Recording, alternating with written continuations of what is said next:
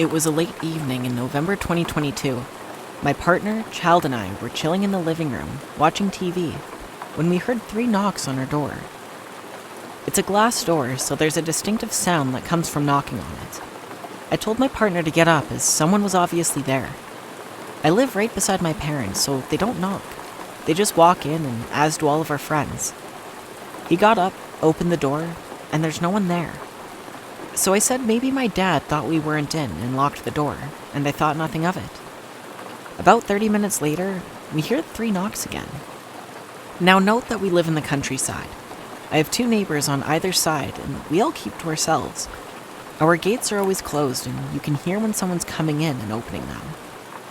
Again, my partner gets up and opens the door. No one's there. He goes out and checks all around to see if someone's messing around. Again, there's no one. At this point, we were wondering what was happening. So I called my mom, who is currently caring for my Nana that's been living with us due to her brain cancer diagnosis, as she's been given 4 to 6 months. This woman is my everything, and what she says is Bible. She's super religious, too. My Nana said, "That's the Holy Souls knocking. They're looking for a prayer. You're supposed to open the door and let them in." We do what she said, and that was the end of the knocking. Time goes by, and we never hear it again. Nana's condition takes a bad turn, and she's rushed into the hospital. She died 3 days later for something completely unrelated to her brain cancer. So now I've lost my lovely Nana, my best friend. The knocking and what she said sat on my mind for weeks after. I'm not sure why, but it was always springing to my mind. Having avoided anything medical or death-related after she passed, I got fed up and Googled it. The search came back with articles like, "Death knocks before it takes a soul. Angels knocking to take the soul with them. 3 knocks are a sign of impending death." Nana was diagnosed in late October 2022. The knocking happened mid-November 2022, and she passed away on December 4th, 2022. I guess the Holy Ghosts wanted something more than just a prayer.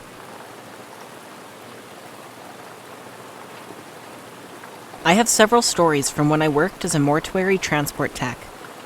The job was basically transporting the deceased from where they were to where they needed to go. Turns out dead people can have a lot of appointments. One time, I had an experience I've never forgotten. I was dropping someone off at the science donation place. This is where you donate your body to science, and they take it from there.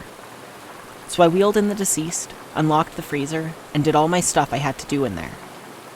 I placed him on the board, got the lift out, and placed him on the shelf. The interesting thing about the freezer was that most everything, once it's processed, was wrapped in this blue tape type thing. And you could definitely tell what was inside. Legs, hands, feet, and etc. Kind of interesting to me at the time. I shut the freezer and locked it back up, and I started wheeling the gurney back over to the garage door. The science drop-off and processing area was a big L shape with the freezer off to the larger long portion. And then you turn the corner and there's a desk with filing cabinets and whatnot.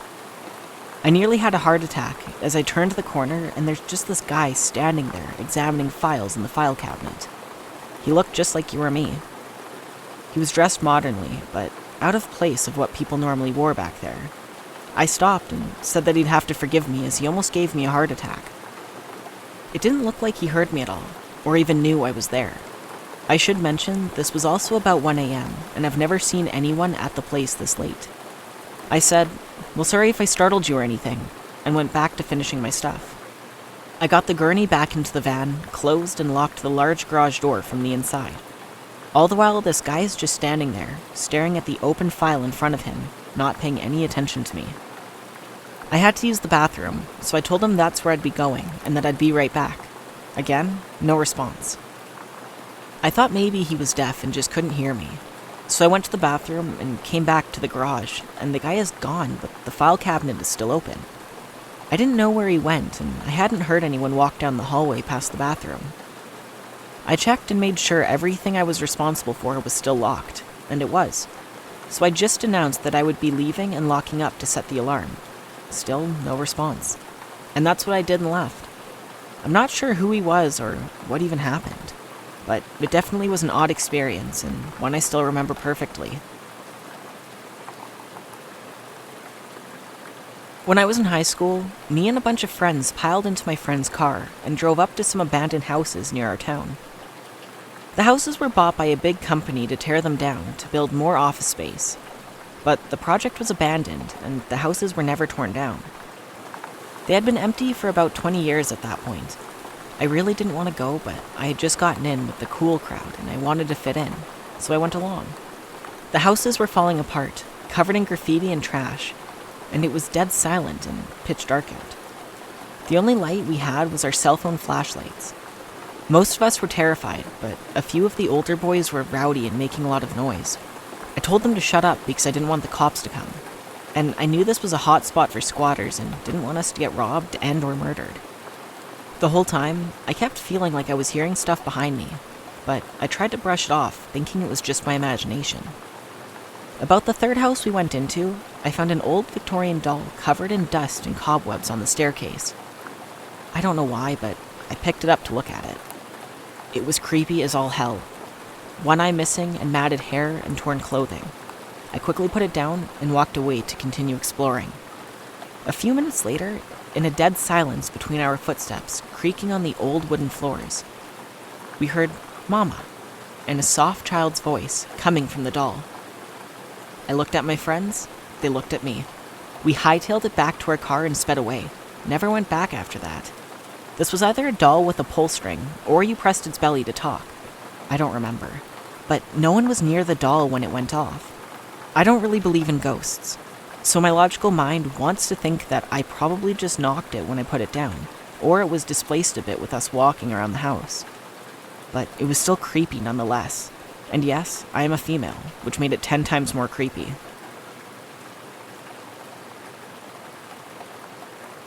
When I was a child, my late uncle's chilling ghost stories had a way of seeping into my young mind, filling it with vivid images of the supernatural. His stories were so convincing that, as a kid, it was impossible to not believe the eerie possibilities he presented. He really loved freaking out his little nieces and nephews. The centerpiece of my uncle's eerie narratives was my grandmother's old house, a relic from the past that stood a short distance up the road from the family cemetery. It had a history intertwined with the supernatural, making it the perfect setting for stories. Several family members had passed away within its walls, including my grandfather and his 2 infant daughters, who had met untimely deaths. My grandmother often spoke of beings that visited her at the foot of her bed. Their nature is a mystery, ghosts or angels, but no one could say for sure. Most of the family dismissed her accounts as hallucinations, but my mother and I believed her, and my uncle frequently brought her visions to life in story form. Over the years, however, I had 3 paranormal experiences of my own, all focused around that same house, making me wonder if perhaps my uncle's tales were more than just spooky stories. My very first encounter happened on a weekend when we were visiting my grandma. I was just 7 or 8 years old at the time. I was sitting on the living room floor playing with my toys. Sometime later, I looked at my mom and told her I had to go to the bathroom. When I reached the bathroom door, something caught the corner of my eye that totally freaked me out. I saw an apparition that looked so shockingly real, I froze in place. Descending the staircase just beyond the bathroom door was someone wearing a pair of old, light-colored pants, accompanied by heavy brown work boots.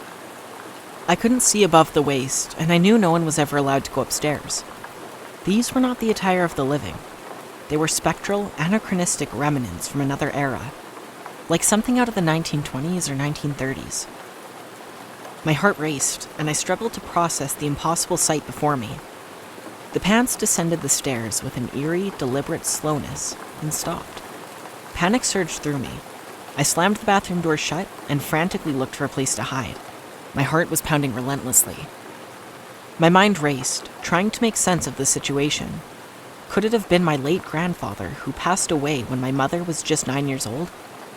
I didn't have a long time to think about it before I noticed the bathroom door wouldn't open. It had no lock, yet I found myself locked inside, desperately kicking and screaming for help. Minutes felt like hours as I fought to open the stubborn door, my cries for help going unheard. Strangely, the living room where my parents, grandmother, and aunt were gathered was just on the other side of the bathroom wall. But no one seemed to hear my frantic cries and screams. The door finally opened and I bolted out of there, running back to the living room.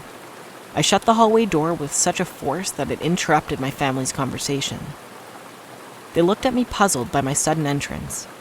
The freaky part is that no one had heard my screams or me pounding on the door. I never told anyone about my encounter, including my parents, because I didn't want them to think I was some nutcase. Before we go on to the next story, if you could please leave a like and subscribe, it means a lot and helps the channel grow. Thank you.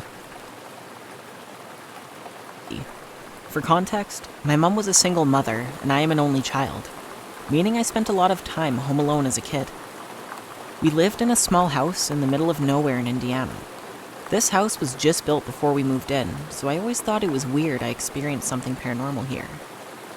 I would usually play outside with neighborhood friends while waiting for my mom to get home around 5 or 6 p.m. to avoid the slightly creepy feeling I had alone in the house. This happened when I was about 11 or 12, so I was becoming less interested with playing outside and more interested spending time on the computer. And this was back when there was a designated room in your house for a computer. The garage was connected, and in front of the kitchen, there was a door connecting the two. My mom would always park her car in the garage and walk through the kitchen, and then she'd have to walk through the living room to get to the hallway. The living room had hardwood floors, and my mom always wore heels. Every evening, I would hear the same sequence of noises letting me know my mom was home, and I was usually in the computer room. The garage door opens, the door into the house opening and closing, and then her heels while she walked down the hardwood floor. This particular day, it was sunny outside. I had the blinds open to the window facing the street, and I'd been home from school for a couple of hours, so it was probably around 3:45. I was sitting at the computer, probably on MySpace, and I was totally zoned out. Then I heard the sequence of noises. The garage door opened, the door to the house opened and closed, and her heels walking through the living room. I remember thinking how weird it was that she was home early, but I was excited to see her, so I called out to her and went into the hallway. No one was there. I had a sick feeling instantly, and then went to check the garage, thinking I would for sure see her car. I opened the door to the garage, and my stomach dropped. There was no car. She wasn't home. I got so freaked out, and I remember running back into the computer room at the end of the house, grabbing my cell phone, and running out the front door.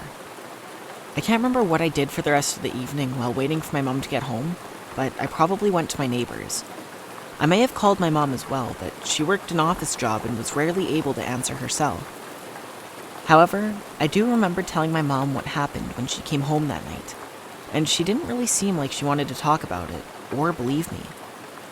That was one of many weird things that happened in that house occasionally. After moving away, I had never had anything like that happen again,